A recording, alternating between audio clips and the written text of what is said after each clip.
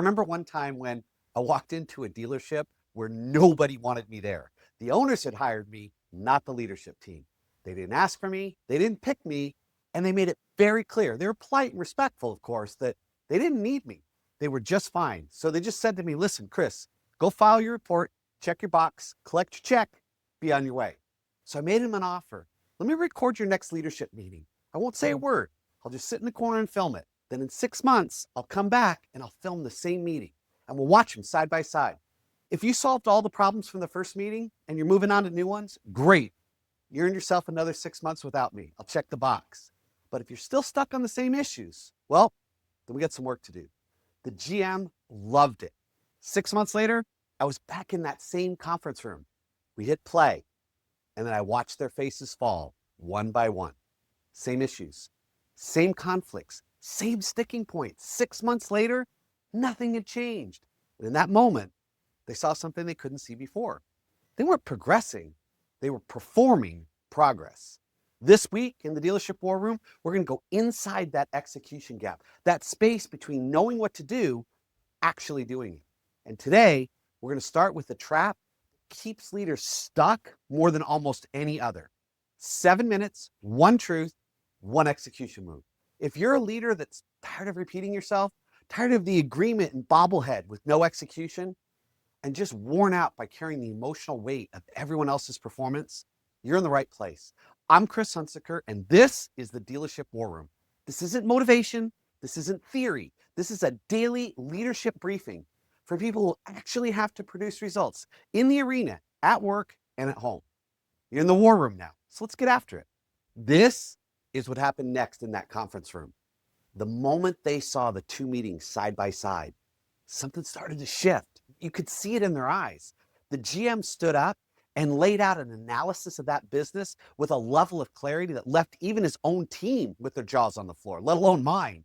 It was like suddenly he could see the path forward with like startling precision. And over the next 4 years, they just shattered records. Customer satisfaction scores went through the roof.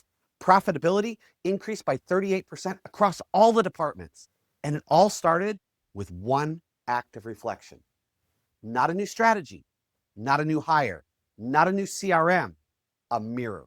That's all reflection is. A mirror that shows you the truth about where you actually are, not where you think you are. And here's why this matters. For right now, what goes on is we mistake activity for accomplishment. We substitute movement for progress. And we point to our packed schedules, our back-to-back meetings, the 60-hour work week as evidence that we're moving forward. Are we tackling tough conversations right away? Are we solving persistent problems that have been sitting on our desk for months? Or are we just running in place, looking busy, feeling productive, while the real issues stay exactly where they were, avoided? Sports psychologists have a term for this. They call it the difference between practice and deliberate practice. Most people just put in time and call it practice. But putting in time without reflection is just repetition. And repetition will make you consistent, but reflection is what makes you better. And in the game of leadership, nothing matters more than closing the gap between who you are right now and who you're capable of becoming. That's where all the results lie. So here's the dagger line. If you recorded your leadership meeting today and played it back 3 months from now, would you be proud of the progress? Or would you see the same conversations, the same people, the same problems, the same patterns playing out like a loop? You see, the question is the most honest question a leader can ever ask. So here's today's execution move, and I call this the mirror practice. At the end of the day, before you leave the store, before you close your laptop, I want you to write down 2 things. First, what went well today? Not what was busy, what actually moved the needle today. Second, what needs work? Not what annoyed you or pissed you off. What's the real issue you or your team has been avoiding? 2 questions every single day. That's the practice. And here's the ritual that I do at the end of every year, and I offer it to you. I make a list of all my failures, all my missed goals, all my key mistakes.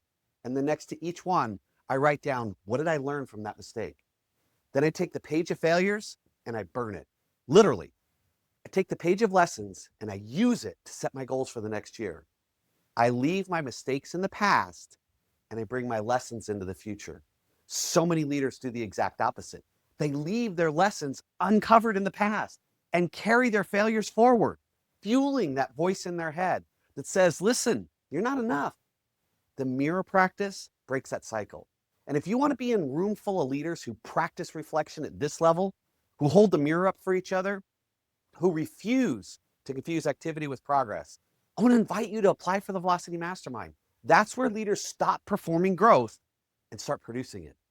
And you'll find the link in the description or the QR code on the screen. And if you're leading a team that feels busy but not moving, then send them this episode, because they might not need a new strategy. They might just need a mirror. Because elite leaders don't just reflect when things go wrong. They build reflection into their daily rhythm. 2 questions every day. What went well? Move the needle. What needs work? Been avoiding. That's how you close the gap between where you are and where you're going. That is the kind of leader you're becoming. And tomorrow, I'm going to show you the silent trap that keeps the best leaders from even starting. And it's not what you think it is. So today, go out. Let's create some leadership fire. And I will see you tomorrow in the Dealership War Room.